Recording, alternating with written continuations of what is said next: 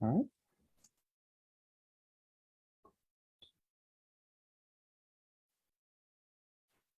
All right. Well, thank you everybody for joining. My name's Felipe. I'm the community outreach coordinator here at the San Diego Financial Literacy Center, DebtWave Credit Counseling.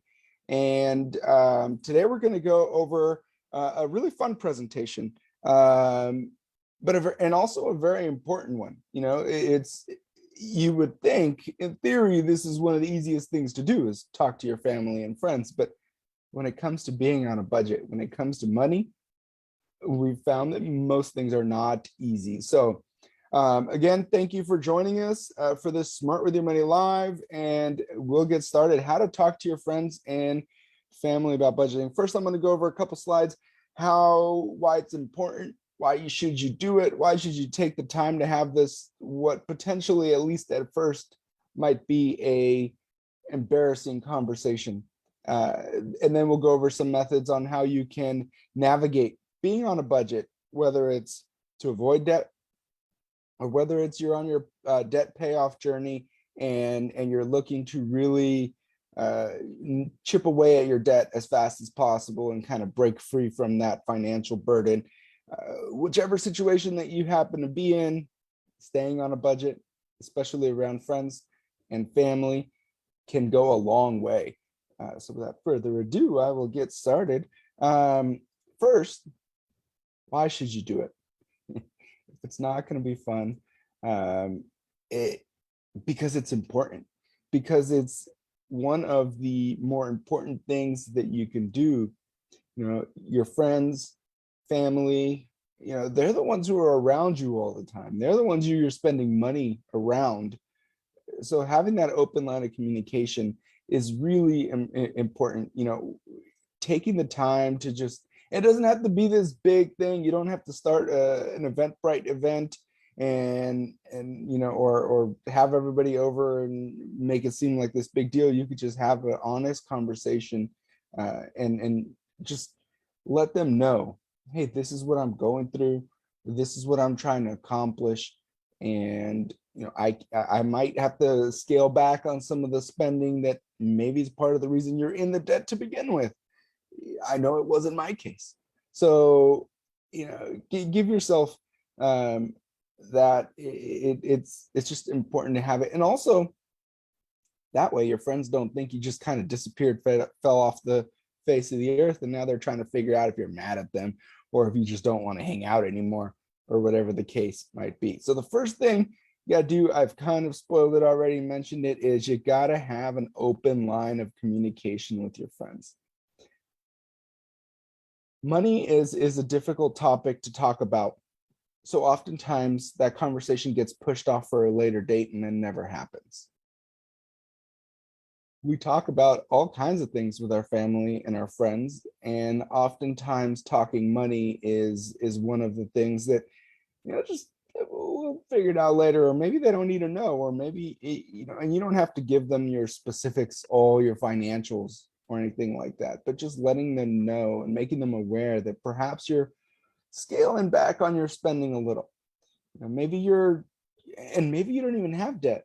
Maybe you're just trying to save so you could go buy something, a car, a house, go on a vacation. You know, you could save, especially after you paid off your debt, you could save to do whatever it is you want to do. It doesn't have to be a negative thing. You know, you could tell your friends, hey, I can't go do that because I'm trying to go to Europe. I'm trying to go on this, you know, national parks tour or whatever it is that you want to do. So have that open line of communication when it comes to money. And what are some of the things you could say? I got some things you could say here from a DebtWave blog. At the end, I'll give you the link to the blog so you can read it all. Great article. Some things you can say. Real simple. Hey, I'm not trying to make you feel bad or anything, but you know, I'm doing something else. This is what works for me. My favorite, the one I used, the one I personally like to stick with, is short, sweet, to the point. Sorry, it's not in my budget. You know, it gets the point across, and it's easy to just kind of throw out there. And I've gotten to the point with my friends where that's just a really easy, it's just a really easy way to say, no, I can't do that. And they've said it back to me at this point. It's a good thing. When your friends start communicating money back, it means you've been doing it long enough. And it means now they have that. It makes it so much easier after you've kind of opened up with your financial goals and things like that. It makes it so that they can now potentially communicate back with you, and you can have a more open, normal relationship. I went out hanging out with my friends last week, and one of my buddies said, "Hey, if you ever find like a cool event that's not during the workday, it's less than $50, we're usually in." Him and his wife. And I was like, perfect. Now I know if I find an event that I think they're going to like, and it's on a weekend or in an afternoon, they might be in if it's not like a super expensive dollar amount. I'm not looking to invite them to too much over $50 anyways. I got a wife and 2 kids, so that's like 4 tickets usually. And so it gets a little bit more expensive, but that's my go-to. Sorry, I'm not in a budget. Other ones, or sorry, I'm on, it's not in my budget. Other ones you could try. I'm spending my money on other things this month. Gets the point across. I can't go out tonight. Can we set up a time for you guys to do dinner here? I love this one. Invite them over, invite yourself over to their house if you feel comfortable doing so. Or just, hey, I'm not gonna drink, but I'll stop by. Here in San Diego, we have a lot of brewery tasting room type things. If you're a beer drinker, you probably visited one. You don't have to necessarily buy something when you go there, and usually they'll let you bring in your own food or something. You could grab a soda and sit there, and they can drink, and you can still hang out, and it doesn't have to cost you much. Or I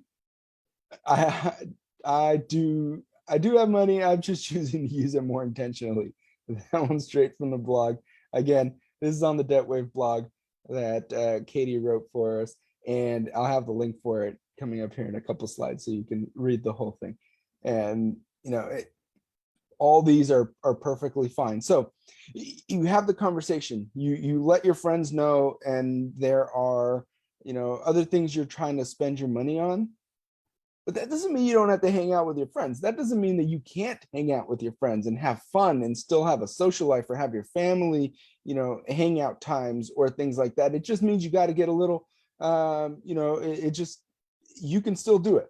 But first, before you go on to that, stand your ground, especially first, initially, if you've never done it before. There is peer pressure is tough. And it's not just for young people. It gets some of us as we get older even too. You got to stand your ground and make it firm. I'm doing this. I'm paying off my debt. I'm saving to go on a trip. I'm going to take the necessary steps to control my finances. And that step at this point in time is just not going out so much. It's saving, money. It's staying true to my budget. And that's going to be a big one. So stand your ground. It'll get easier after everyone kind of falls into the habit of it. But then within yourself, you got to control the FOMO. I mean, I was FOMO in college before FOMO was a thing. I always didn't want to be the one who wasn't there. And it's okay to sometimes not be there and miss out on things. So it's important to control that fear of missing out and that fear of, hey, I'm the only one not there. What if everyone's gonna be telling stories about this or that, and I'm just not gonna have one. So, have that inner conversation with yourself and realize that, yeah, maybe you might miss a thing or two, but it's okay. It's okay for you to, and then if you can control that FOMO, and you can control the urge to say, I just don't want to miss that. I'm just going to go. I'll figure out my budget later, or I'll put it on this credit card or something like that. It'll go a long way. if you just have that inner determination to kind of just hold off and say, I just can't. But you can still hang out with your friends. Like I said, you can still have fun. You still have a social life. Just don't be afraid to get creative. Find out different things. I have some ideas coming up here. Different things you might be able to try that instead of going out and spending a bunch of money going out to eat, or instead of partaking and breaking your budget, really, that conversation doesn't have to mean that you don't hang out with your friends anymore. I don't want it to mean that. I don't want everyone to go on a budget and all of a sudden lose their friends. It's not how it should work. What are the chances you're going to enjoy budgeting and do it long term if you start getting texts from all your friends wondering if you're mad at them because all of a sudden you never hang out? If your family starts to wonder where you went, like, are you okay? I haven't heard from you in a while. You want to still have the ability to hang out, the ability to do fun things, and to have that social interaction. Even while you're on a budget, it's possible. Here are some ideas to get you going. First, instead of going out to a restaurant, set up a potluck. If it's good enough for Snoop and Martha, it's probably good enough for you and I. And, just of course, set it up. Have it be. I've come to find out what you'd like to have for dinner. Have it be, just you and your friends. Maybe you provide the main course and you have everybody bring drinks and appetizers and whatnot. Maybe you host and everybody brings something, and just have yourself a potluck. It cuts the expense down for everyone. You still get to hang out. It's at someone's place or at a park, or here in San Diego, we have the beach. If you're here in San Diego, try and stay cool this weekend. The beach might be some help, but I don't know if it's going to cut it. It's going to be a hot one for the holiday weekend. But, this keeps the cost down. Maybe it takes a little bit of extra organization. Maybe start a big group text, as much as I dislike those. Or, I have some people who are very organized who might send a link. Here's a link to the Google Sheets. Everyone register for something. That's every different levels of organization. I'm sure the Google Sheets work best than the other stuff, but it's a little too much organizing for a potluck for me. But, that's a good alternative. Or, I don't know if I've ever given this financial advice, but I've maybe given the opposite, but drink more Starbucks. Yes, the SDFLC guy said drink more Starbucks, because sometimes it could save your budget. Instead of going out for a drink, maybe an adult beverage, and one where you may have more than one, and then you might end up getting food, and then that might consist of an Uber there and an Uber back, or some other ride share. But that can get expensive. You want to hang out with your friends and have a drink, you go to Starbucks or a coffee shop. It might be a little bit more expensive of a cup of coffee than if you'd made it yourself. But maybe now maybe the friends people had it figured out a long time ago, and you hang out at a coffee shop instead of a bar and save yourself some money. You never know. Also, your future bride might walk in to a local coffee shop. It happens. I've never seen it happen personally, but I'm sure it's happened. So, maybe you change the setting around, and that going out for a drink, whatever drink you enjoy, maybe then becomes, let's go out for a coffee. You could sit there, you could drink it slowly, sit on little benches outside or whatever the case might be, and enjoy that conversation, enjoy that time hanging out with people without having to order another round, without having to constantly have, they don't ask you if you want to open or close your tab when you give them your credit card at Starbucks. They just charge you for the coffee, and then you sit there and wait for them to figure out how to spell your name. So yes, sometimes drinking more coffee is the solution. So, go and change it up. Hey, you want to go out for a drink? Yeah, you want to go out for a coffee? And it makes it a lot less expensive than going out for drinks where you may have to reorder. Maybe you're lucky enough to have some outdoorsy friends and they say, do you want to go hang out? if this is the look your friends give you when you say we're going right up that hill over there, maybe that's not the friend you invite hiking, or maybe you convert them into hikers after all. But go hiking, go do some outdoor activities, go do, here in San Diego, go do a beach day, go for a walk around the neighborhood, go to a park, especially if you have kids, let the kids run around, tire themselves out, bonus points, they might fall asleep easier. Go out and do something out in the outdoors. Go, whatever it is you have in your local area. Maybe you guys all played basketball in high school. Go shoot some basketball. Whatever the case may be, go watch a high school game. You all played whatever sport. You probably get in for free or a few dollars, and you guys can hang out and watch the kids play or whatever. Go do some free outdoor activities to counteract those more expensive outings that normally take up more time, or not more time, but more money and more resources. And you can go hiking, like I said, for free. If you're in San Diego, let me know if you need hiking recommendations. I love the thing. So, or if your friends are going out to eat, you don't want to miss it. Maybe you eat before you get there. And again, maybe the friends people had it figured out. You just get an appetizer. You just get an appetizer and one of the free refill drinks. And, just keep it small. You can still hang out. Maybe, they get appetizers and you just sit through that round. And then when they order their main course, you order in the appetizer, and you can sit there and munch on your breadsticks or chicken wings or whatever it is you got as the appetizer, and you can still hang out. You can still have the conversations. And if your friends know that that's what you're doing, then no one's going to say anything about it. They're not going to complain about it. Like, I just ordered the 3 sliders. We're just going to sit here. You enjoy your burger. I'm going to eat my little slider appetizer, or whatever the case is. And again, you can partake in the eating out, in the event, whatever that may be, especially if it's like birthday or something like that, where everyone's going. You can just say, I'm just not hungry. I'm not that hungry today. I'm just going to get that salad, and you can put it right here next to the free water. So get creative. Again, you could still go out and do things, but you don't have to spend a lot of money. This will definitely cut back your bill.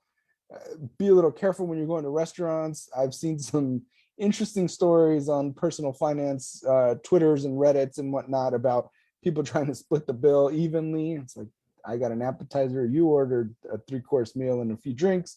Not really looking forward to splitting that evenly.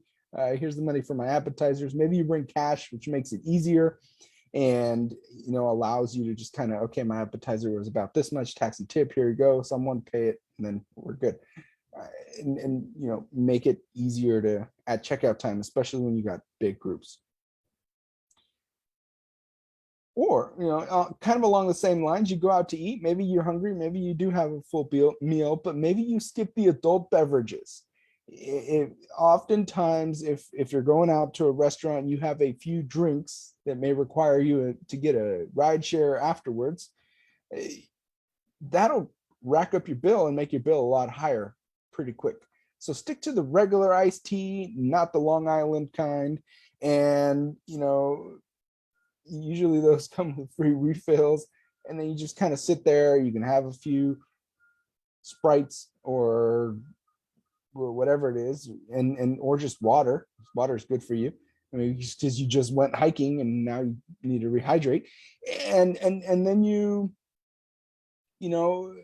can still be there, can still do the hanging out, can still enjoy the time with your friends, and cut your bill down significantly at times. Depending on how many of those alcoholic beverages or specialty drinks you may have. Maybe they're not even alcoholic, they're just some kind of specialty drink that the place offers. It'll really cut back, or just order a water. It's very acceptable. Just order water. Sometimes I order water, not just for the cost, I just don't drink enough of it. And it's just, I don't want a soda. I don't want an iced tea. Just give me a water. It's good for you. I'm trying to get my kids to be better about drinking water, but that seems to be a challenge. But skip the adult drinks or skip the drink altogether and just stick to water, which is oftentimes free. Cut your bill down, and and bonus points to the water is you get some hydration as well. If your friends want to go out, your friends want to go do something outside of the home, maybe you offer alternative plans. Some of the ones I've mentioned, or hey, you guys want to come over, we just hang out, watch TV. I'm looking forward to the World Cup this fall. I'm looking forward to, watching some of it with my friends. Unlike previous World Cups where I ended up in North Park or at some restaurant or something like that, it's going to be in one of our living rooms. It's not going to be, at a restaurant. It's just so much cheaper, so much easier. But maybe you and your friends, maybe you let your friend invite, they call you up and they say, hey, we're all going to go do this. Do you want to go? I can't, it's not in my budget right now. But maybe next week sometime you can come over, we can hang out, we can watch some TV, watch the Padres or whatever sports team, NFL starting. The new Aztec Stadium opens up this weekend. Maybe you're just gonna sit down and watch the some college football, whatever it is. And you make alternate plans. Maybe that's TV, maybe that's you guys just come over and we can just hang out. And don't be afraid to make those alternate plan suggestions. And maybe they still go out and do whatever it is they go out and do, your group of friends. And then maybe some of them come out and hang out with you next week or next weekend or on Tuesday or whatever it is. So don't be afraid to make up those alternate plans. At the end of the day, it's really important that you remember who's going to benefit from you having a budget. And it's going to be you. You're the one who's going to benefit from it. You're the one who's on this roadmap of your financial journey, whether it's to save for something, whether it's to eliminate your debt, whatever it is that your goals are financially, you're going to benefit the most from having this conversation with your friends, from being able to have the open discussion and just say, that's not in my budget right now. I can't afford it. And honestly, after you're able to communicate that to your friends, it makes it easier to opt out of things, to maybe make those alternate suggestions. And after a while, your friends might say, hey, you want to go do this? You want to go to the beach? You want to, and they may start to, you might help their finances inadvertently, but you're going to benefit the most from having this conversation, being able to just openly say, I'm, financially, it's not really in the cards right now. So let's do something else, or you go do that and I'll, catch up with you later, whatever the case might be. Remember, it's okay to talk money. It's okay to talk money with your loved ones, with your friends. These are the people you, in theory, trust the most. And it's important that they know. If that's why you're declining invitations all the time, well, maybe there's a financial component to it. It's not that I'm mad at you. It's not that I don't want to hang out. Unless you're mad at them and don't want to hang out with them, then that's another story. But maybe it's I just can't right now because XYZ, or just not in my budget. You don't even have to say I got debt and I'm paying it back. You just say, that's not really in my financial goals right now. That's not really in my budget, especially if they're the ones kind of helped you fall into debt. I don't blame my friends, but they were all there when I was accumulating my debt. So, it's okay to have that conversation and talk money. At the end of the day, these are the people you're closest with. These are the people who love you the most. And these are the people that probably won't care and will be there to support you. And, after you finish saving for whatever it is you're saving, or eliminating whatever debt you need to eliminate, or anything like that, those are the people that are going to be there to help you celebrate when you get back out there and you're able to put some of that money that you've been paying off debt or saving towards your goal. If you're trying to buy a house and you're trying to save up money for the house, they're the ones who are going to be there at the housewarming. They're the ones who are going to be able to celebrate when you have no more credit card debt and all that. So it's okay to talk money because that's your team and that's your support system. So have that conversation with them. I promised you some links. Again, funny one with the podcast. We do have a podcast. It's called Talk Wealth to Me. We recently did an episode where, yes, it's okay to talk money. I want you to talk money with your friends and family, but you don't have to talk money 24/7. Even I don't like to do that. And I like to talk about money. So you can still go and hang out with your friends, and the whole conversation, the whole thing doesn't have to revolve around money. So that's a recent podcast episode that we have. And then the blog with some of these suggestions and many more can be found on the DebtWave site. And there's the QR for that. It's discussing a debt-free budget with friends and family. Check it out. It's awesome. And I will take any questions anyone may have on talking to friends and family about.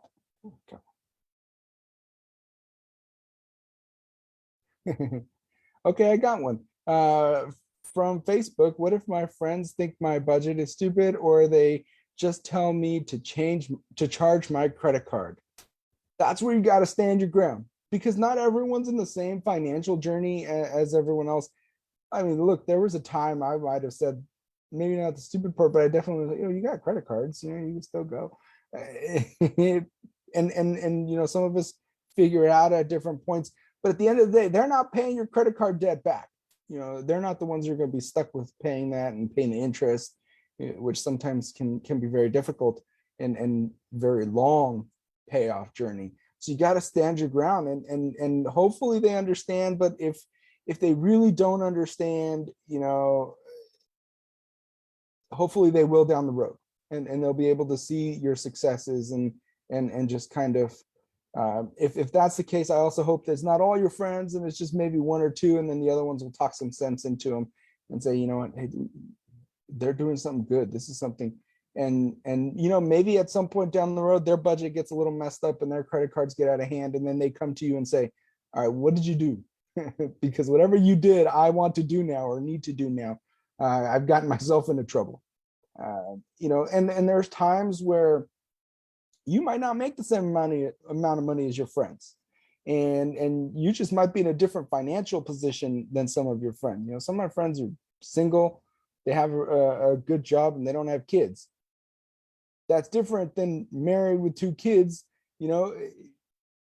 Different times, different parts in our financial lives, different expenses, different conversations, and things like that. So you hope that they kind of can take a step back after you've stood your ground and realize, they're onto something good. This is something good for them. And hopefully they can change their tone eventually. That's a great question. Any other questions?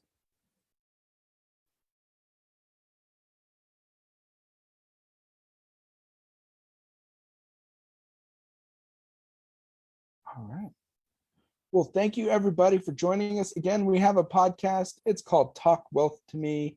You can get it wherever you get your favorite podcasts or your other favorite podcasts. And you can take a listen or take a listen directly on our website.